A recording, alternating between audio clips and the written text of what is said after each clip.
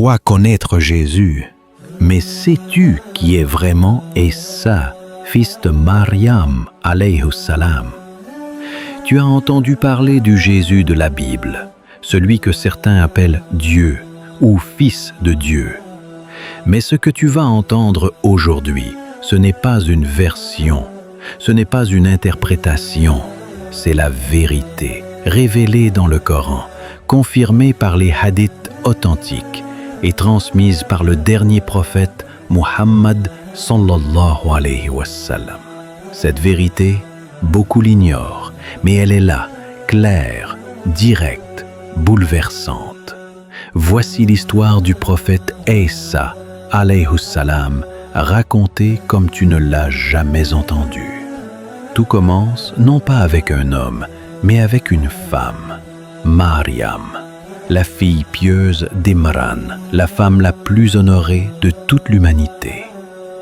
Ô Mariam, certes Allah t'a élue, purifiée et choisie au-dessus de toutes les femmes du monde. Sourate Al-Imran 3:42. Dès son jeune âge, elle fut consacrée à Allah. Elle grandit dans la piété sous la protection de Zacharia alayhi salam.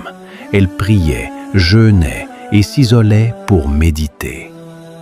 Un jour, alors qu'elle s'était retirée dans un lieu à l'est, un homme entra dans son espace. Elle eut peur. Elle cria « Je cherche refuge auprès du tout miséricordieux. Si tu es pieux, n'approche pas. » Sourate Mariam 19-18. Mais cet homme n'était autre que Jibril, l'ange Gabriel alayhi salam. « Je suis un messager de ton Seigneur pour t'annoncer la naissance d'un garçon pur. » 19-19. Un enfant? Mais comment? Elle répondit « Comment aurais-je un enfant alors qu'aucun homme ne m'a jamais touché et que je ne suis pas une femme impure ?» 19-20. Et Jibril dit « C'est ainsi, ton Seigneur a dit « Cela m'est facile. » 19-21. Et le décret d'Allah fut accompli. Mariam tomba enceinte, sans mari, sans relation. Un miracle pur. Partie 2. Naissance de Aïssa. Quand les douleurs de l'enfantement arrivèrent, Mariam s'éloigna, seule, désespérée, jusqu'à un palmier. Elle souffrait, elle pleurait, elle voulait mourir. Ah, que je fusse morte avant cet instant et totalement oubliée. 19-23. Mais Allah, dans sa miséricorde, la consola. Une source jaillit sous ses pieds, le palmier se courba et lui donna des dattes fraîches, et la voix céleste l'apaisa.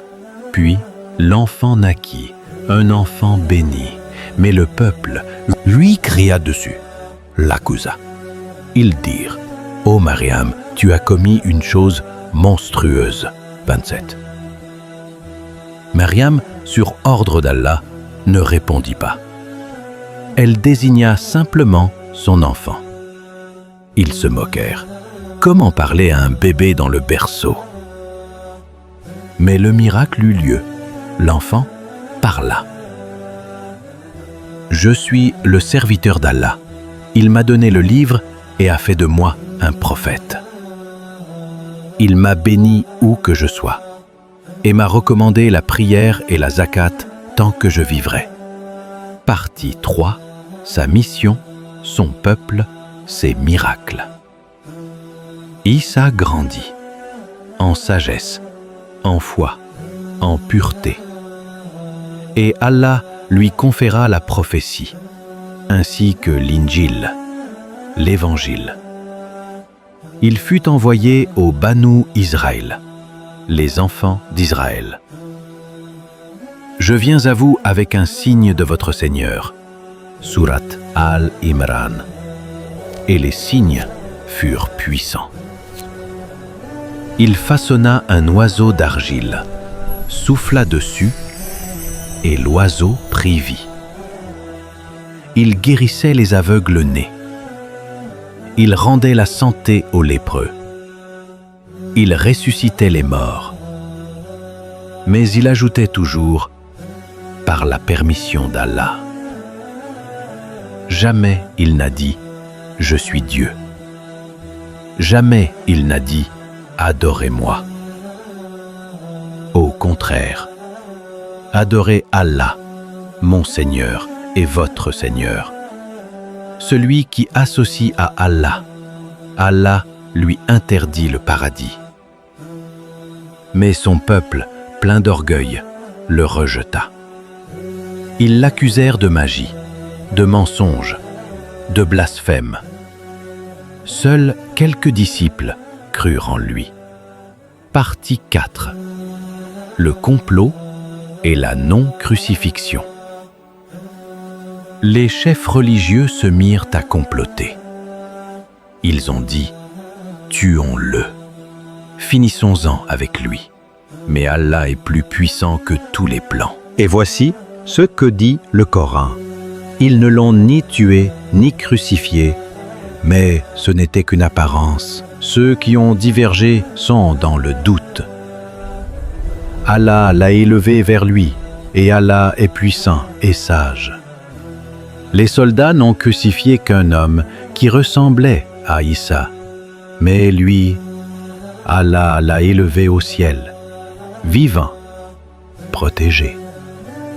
Partie 5. Le retour de Jésus. Mais ce n'est pas la fin. Issa, alayhi salam, reviendra. Oui, il redescendra sur terre. Le prophète Muhammad, sallallahu alayhi wa sallam, a dit « Le fils de Mariam descendra parmi vous. Il jugera avec justice.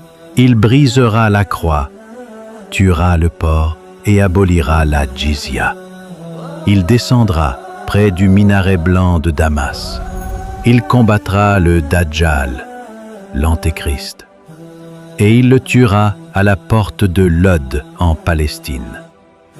Il ramènera la vérité, il unira les croyants, il vivra en paix, se mariera et mourra comme un homme. Il sera enterré aux côtés du prophète, sallallahu alayhi wa sallam. Mais il y a un moment redoutable.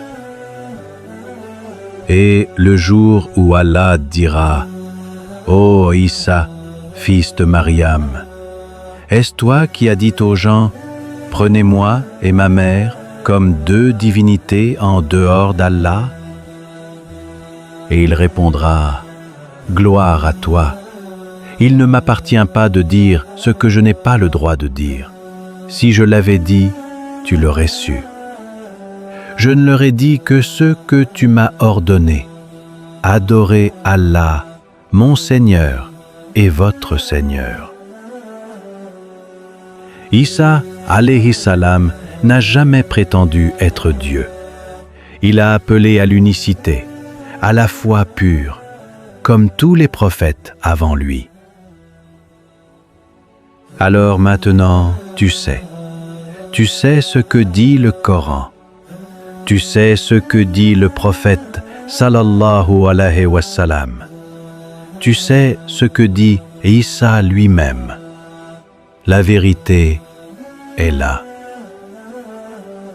Issa était un homme, un prophète, un messager, un signe d'Allah. Pas un fils, pas un Dieu, pas un sacrifice. Le vrai Jésus revient, et il ne reconnaîtra pas ce que le monde a fait de lui. Prépare-toi, cherche la vérité, et reviens à ton Seigneur, avant qu'il ne soit trop tard. Si cette vérité t'a touché, abonne-toi pour ne pas manquer ce qui vient. D'autres rappels puissants t'attendent. Bi idnillah.